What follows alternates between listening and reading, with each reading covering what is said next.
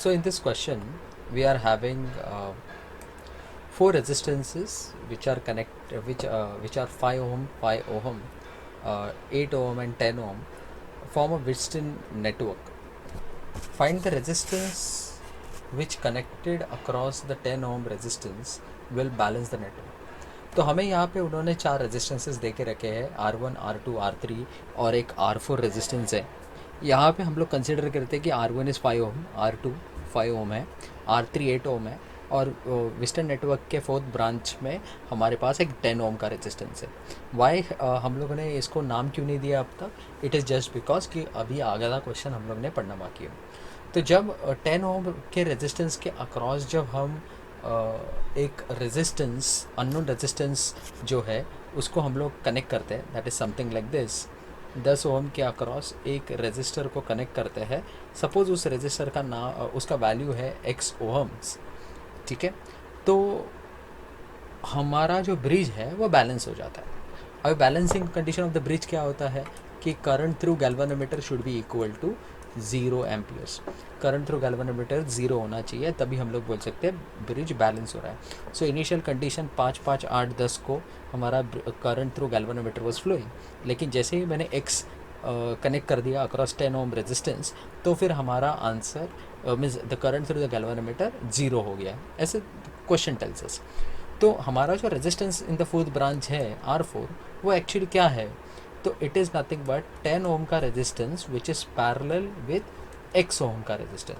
तो 10 और x ओम का रेजिस्टेंस एक दूसरे को पैरेलल है, और उस पैरेलल कॉम्बिनेशन का जो कुछ भी आंसर होगा वो हमारा resistance in the fourth branch होगा, that is value of R4 होगा. तो इसे सॉल्व कैसे करेंगे? तो लेट अस सी. अभी यहाँ पे यू विल सी कि again the question is there, and on the right hand side मैंने एक छोटा सा मिनी डायग्राम ड्रॉ करके रखा है फॉर आर रेफरेंस पर्पस. तो ये ऊपर का 10 ओम का रेजिस्टेंस है, एंड द टोटल कॉम्बिनेशन हम लोग उसे R4 बोल देंगे. तो पहली बात तो हम लोग को ये पैरेलल कॉम्बिनेशन को सॉल्व करना है. So let us write down given. So given यहाँ पे है कि R1 हमारा 5 ओम है, R2 फिर से 5 ओम है, R3 हमारा 8 ओम है, और R4 जो है वो है 10 ohms parallel with x ohm resistance. So to find the value of x, यही है, हमें ब्रिज को बैलेंस करना है तो x का वैल्यू फाइंड आउट करना पड़ेगा हमें. So once we find out the value of x, फिर हम लोग वहाँ पे R4 में सब्स्टिट्यूट करके आंसर को निकाल सकते हैं. सो कैलकुलेशन में हम लोग क्या करेंगे, पहले पैरेलल कॉम्बिनेशन सॉल्व करेंगे. सो पैरेलल कॉम्बिनेशन का formula in fourth branch is 1/R4 is equal to 1/10 plus 1/x. अभी तक तो मुझे पता नहीं कि हमारा x का वैल्यू क्या है करके. So what we can do here is let us solve this. So 1/R4 is equal to x plus 10/10x, ये आंसर आ गया. अभी ये तो 1/R4 है, इसको मुझे इन टर्म्स ऑफ R4 लिखना पड़ेगा. तो R4 is equal to 10x by x plus 10. ठीक है, सो ये मेरी वैल्यू हो गई R4 की, दैट इज़ इन ओम्स. अभी इसके आगे सॉल्व कैसे करेंगे हम? तो let us write down the balancing condition of the bridge. So Wheatstone bridge की, मीटर ब्रिज नहीं है, ये विस्टन ब्रिज है.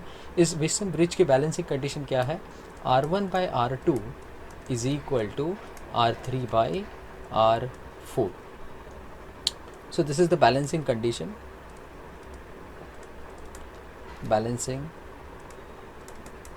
condition of Wheatstone network. तो हम लोग देख लेंगे यहाँ पे कि लेफ्ट हैंड साइड में हमारे 5 ओम का रेजिस्टेंस है. Just a minute.